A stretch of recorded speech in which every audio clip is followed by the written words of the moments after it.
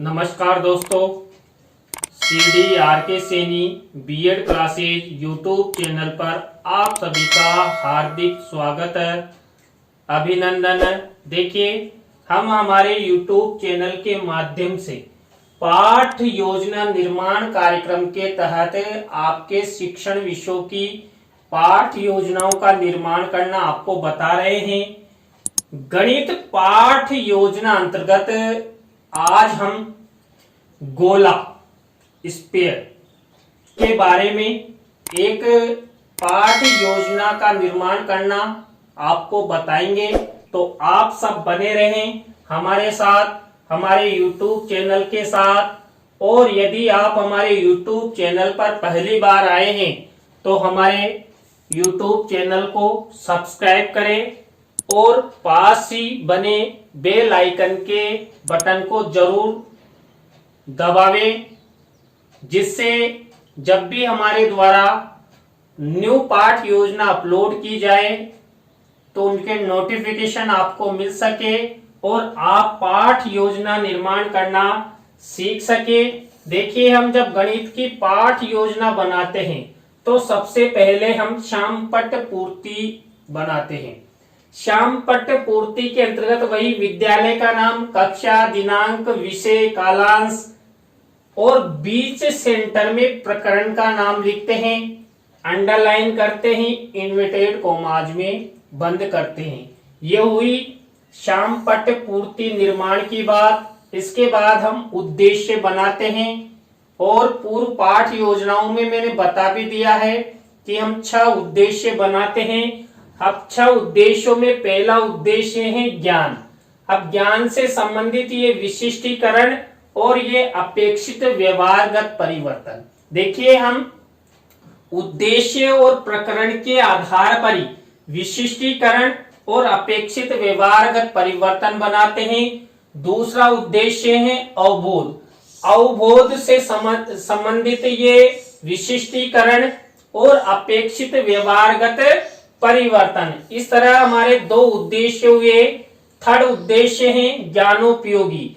ज्ञानोपयोगी से संबंधित ये विशिष्टीकरण और ये अपेक्षित व्यवहारगत परिवर्तन। देखिए, यहाँ पर भी वही उद्देश्य और प्रकरण का ध्यान रखते हुए ही विशिष्टीकरण और अपेक्षित व्यवहारगत का परिवर्तन का प्रयोग किया गया है।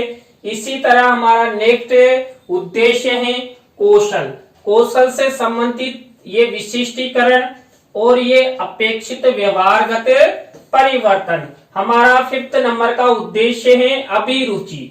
अभिरुचि से संबंधित ये विशिष्टीकरण और ये अपेक्षित व्यवहारगत परिवर्तन। और ये जो हमारे 6 नंबर का उद्देश्य है अभिवृत्ति। अभिवृत्ति से संबंधित विशिष्टीकरण और अपेक्षित व्यवहारगत परिवर्तन। इस तरह हम 6 उद्देश्य गणित की पाठ योजना में बनाते हैं और इन उद्देश्यों के आधार पर ही प्रकरण का चयन करते हुए उनका विशिष्टीकरण और अपेक्षित व्यवहारगत परिवर्तन बनाते हैं। तो ये प्रत्येक पाठ योजना में बनाया जाता है। इसके बाद हम क्या बनाते हैं? कक्षा शिक्षण सहायक सामग्री। देखिए, कक्षा शिक्षण सहायक सामग्री 2 प्रकार की होती है, सामान्य और विशिष्ट। इसी तरह पूर्व ज्ञान का कॉलम, छात्र गोले के बारे में सामान्य जानकारी रखते हैं। तो यहाँ पर बच्चों को गोले के बारे में सामान्य जानकारी है। उसके बाद हमारी मुख्य पाठ योजना शुरू होती है, जो प्रस्तावना के प्रश्नों से शुरू होती है। और प्रस्तावना शिक्षण बिंदु पाठ योजना का पहला स्टेप होता है, पहला चरण होता है। देखिए, जब हम प्रस्तावना के प्रश्न बनाते हैं तो मैंने आपको पहले भी बताया है, हम 3 से 5 प्रस्तावना के प्रश्न बनाते हैं। प्रश्नों में तारतम्यता होती है, जिगजैग होता है।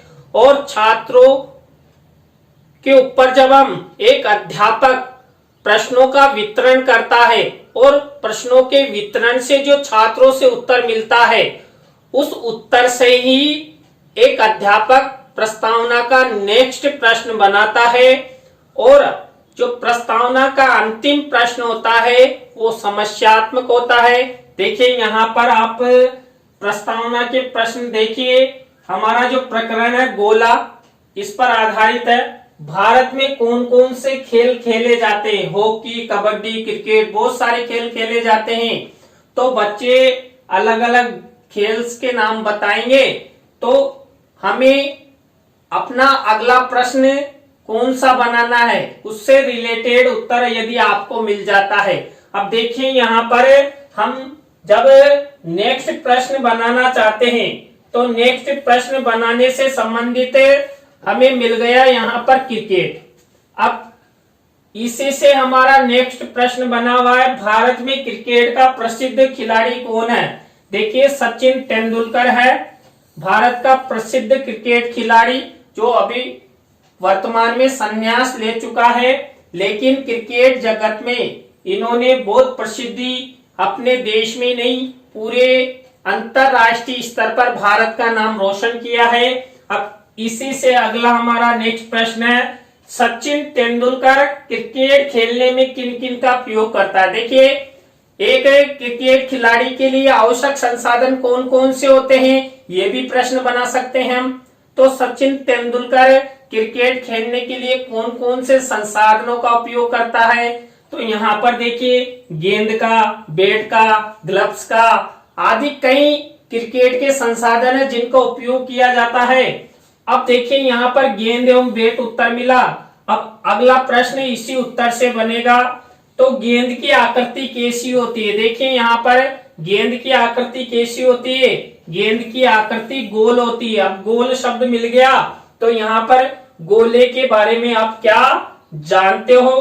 तो अंतिम प्रश्न हमारा समस्यात्मक हो गया और छात्रों से जो उत्तर मिला उसी से अगला प्रश्न बनाया गया है। प्रश्नों में तारतम्यता है, जिग जैग है। आपको भी इसी तरह प्रस्तावना के प्रश्न बनाने हैं। उसके बाद प्रस्तावना शिक्षण बिंदु के बाद हम उद्देश्य कथन करते हैं। उद्देश्य कथन में देखिए बच्चों, आज हम सब गोले के केंद्र बिंदु, त्रिज्या एवं आयतन के बारे में विस्तार पूर्वक अध्ययन करेंगे। छात्र छात्र अध्ययन पूर्वक सुनेंगे। और यहाँ पर शिक्षण सहायक सामग्री में देखिए इस चित्र को बताते हुए बच्चों, आज हम गोले के बारे में विस्तार पूर्वक अध्ययन करेंगे। गोले का केंद्र बिंदु, त्रिज्या आदि, आयतन आदि के बारे में भी अध्ययन करेंगे। यह हुआ हमारा उद्देश्य कथन। उद्देश्य कथन के बाद हमारी थर्ड स्टेप होती है प्रस्तुतिकरण। देखिए पाठ का प्रस्तुतिकरण यहाँ पर किया जाता है जो हमने प्रकरण लिया है। अब यहाँ पर पाठ प्रस्तुतिकरण या प्रस्तुतिकरण में हम 3 शिक्षण बिंदु लेते हैं। पहला शिक्षण बिंदु यहाँ पर हमने लिया है गोले का परिचय। देखिए गोला हमारा प्रकरण है तो गोले से संबंधित परिचय छात्रों को प्रदान किया जाएगा पहले शिक्षण बिंदु में। तो ये विकासात्मक प्रश्न है, ये विकासात्मक उत्तर है। 3 विकासात्मक प्रश्न आपको बनाने हैं और विकासात्मक उत्तर यदि छात्र दे देते हैं तो अच्छी बात है, नहीं देते हैं तब भी आपको आपका जो शिक्षण विषय है उसको बढ़ाने हेतु आप नेक्स्ट प्रक्रिया अपनाइए। कौन सी? छात्र अध्यापक छात्र अध्यापिका कथन। देखिए छात्र अध्यापक छात्र अध्यापिका कथन में क्या किया जाता है, वही हम जो व्याख्यान रूप में छात्रों को बताएंगे उसके बारे में लिखा जाता है। और इसी में से जो मुख्य शब्द है, सेंटेंस है, कोई सूत्र है, उसको यहाँ पर ब्लैक शीट पर श्याम पट्ट वाले कॉलम में लिखा जाता है। देखिए यहाँ पर मैंने भी लिखा है। और शिक्षण सहायक सामग्री में इस गोले के बारे में सामान्य परिचय बताने तो शिक्षण सहायक सामग्री का उपयोग किया गया है। आपको भी इसी फॉर्मेट का उपयोग करना है। इसके जस्ट बाद हमारी नेक्स्ट स्टेप होती है जो मैंने कई पाठ योजनाओं में आपको बता दिए, तो जल्दी से कमेंट्स में बताएं। तो देखिए जो हमने ये छात्र अध्यापक छात्र अध्यापिका कथन किया, इसी में से बोध प्रश्न पूछेंगे। देखिए 3 से 5 बोध प्रश्न आप पूछ सकते हैं। तो यहाँ पर मेरे द्वारा 4 बोध प्रश्न पूछे गए हैं, ये उत्तर और ये प्रश्न। इस तरह हमारा पहला शिक्षण बिंदु कंप्लीट हो चुका है। पहले शिक्षण बिंदु में हमने पहले विकासात्मक प्रश्न किए, विकासात्मक प्रश्नों के बाद हमने छात्र अध्यापक छात्र अध्यापिका कथन किया, उसके बाद बोध प्रश्न पूछे। देखिए पहले शिक्षण बिंदु के बाद हमारा सेकंड शिक्षण बिंदु आता है गोले का केंद्र एवं त्रिज्या। देखिए गोले का केंद्र एवं त्रिज्या से संबंधित हमारा सेकंड शिक्षण बिंदु है किसमें? प्रस्तुतिकरण के अंतर्गत। देखिए विकासात्मक प्रश्न और ये विकासात्मक उत्तर, यही प्रक्रिया इसमें चलेगी। देखिए विकासात्मक प्रश्न और विकासात्मक उत्तरों के बाद वही छात्र अध्यापक छात्र अध्यापिका कथन। देखिए ये गोले का केंद्र एवं त्रिज्या से संबंधित व्याख्यान है और इसी में से मुख्य शब्द सेंटेंस को यहाँ पर लिखा गया है। और शिक्षण सहायक सामग्री के कॉलम में देखिए यहाँ पर गोले के बारे में बताया गया है। इस चित्र के माध्यम से भी हम पूरा व्याख्यान कर सकते हैं कि ये गोला है, ये इसका व्यास है, ये इसका त्रिज्या है और इसका ये केंद्र बिंदु है। इस तरह आप चित्र के माध्यम से भी पूरा छात्र अध्यापक छात्र अध्यापिका कथन कर सकते हैं। इसीलिए ही शिक्षण सहायक सामग्री का प्रयोग किया जाता है। तो यह हुई हमारी सेकंड शिक्षण बिंदु की छात्र अध्यापक छात्र अध्यापिका कथन। इसके बाद वही हमें बोध प्रश्न पूछते हैं, वही 3 से 5 बोध प्रश्न। मैंने यहाँ 3 बोध प्रश्न पूछे, ये बोध प्रश्न ये बोध उत्तर। इसके बाद ये हमारी 2 शिक्षण बिंदु कंप्लीट हो चुके हैं। इनमें हमने वही प्रक्रिया अपनाई, विकासात्मक प्रश्न छात्र अध्यापक छात्र अध्यापिका कथन और बोध प्रश्न। देखिए 2 शिक्षण बिंदुओं के बाद हमारा थर्ड शिक्षण बिंदु देखिए आप गोले का आयतन एवं सूत्र। देखिए यहाँ पर गोले के आयतन के बारे में और उसके सूत्र के बारे में अध्ययन करेंगे। तो ये विकासात्मक प्रश्न और ये विकासात्मक उत्तर। देखिए 3 विकासात्मक प्रश्न यहाँ पर पूछे गए हैं और ये 3 विकासात्मक उत्तर यहाँ पर दिए हुए हैं। अब इसके बाद वही प्रक्रिया छात्र अध्यापक छात्र अध्यापिका कथन। देखिए ये छात्र अध्यापक छात्र अध्यापिका कथन है किससे संबंधित? गोले के आयतन एवं सूत्र से संबंधित। ये छात्र छात्रा क्रिया और देखिए यहाँ पर वही मुख्य शब्द और सेंटेंस या सूत्रों को श्यामपट्ट के मिनीचर पर लिखा गया है और ये गोले के आयतन से संबंधित ये चित्र प्रदर्शित किया गया है किसमें? शिक्षण सहायक सामग्री में। इसके बाद वही हम नेक्स्ट बोध प्रश्न, वही 3 से 5 बोध प्रश्न पूछेंगे। देखिए 3 से 5 बोध प्रश्न में 3 बोध प्रश्न मेरे द्वारा यहाँ पर गोले के आयतन एवं सूत्र से संबंधित लिए गए हैं। तो इस तरह हम 3 शिक्षण बिंदु पाठ प्रस्तुतिकरण के अंतर्गत लेते हैं, वही प्रक्रिया अपनाते हैं। सबसे पहले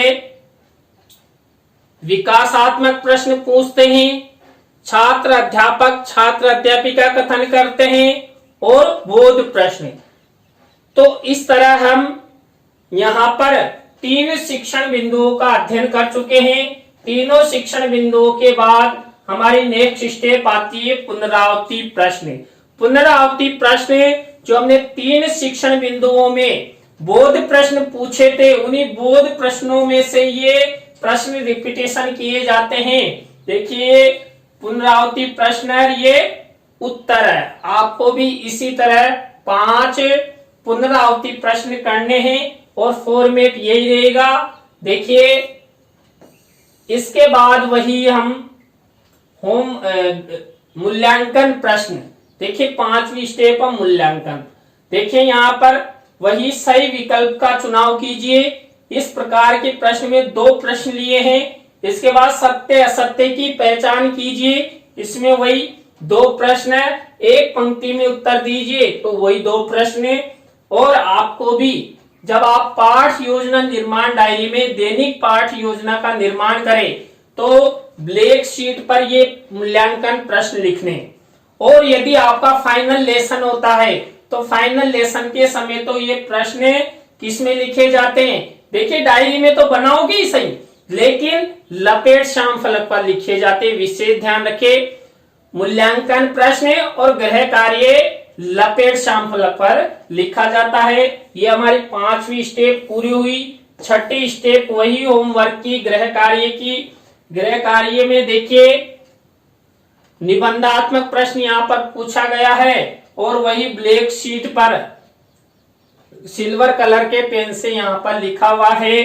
तो इस तरह देखिए हमने अब तक 3 गणित की पाठ योजनाओं का अध्ययन कर लिया है जो हमारे चैनल पर मौजूद है, आप वहां जाकर देख सकते हैं। आज की क्लास में हमने जो गणित पाठ योजना के अंतर्गत जो हमारे 3rd नंबर की पाठ योजना है, गोला प्रकरण का चयन करते हुए पाठ योजना का निर्माण आपको बताया। आप आज की पाठ योजना आपको कैसी लगी कमेंट्स में हमें जरूर बताएं। नई पाठ योजना के साथ हम आपसे फिर मिलेंगे। तो राम राम सा, बाय।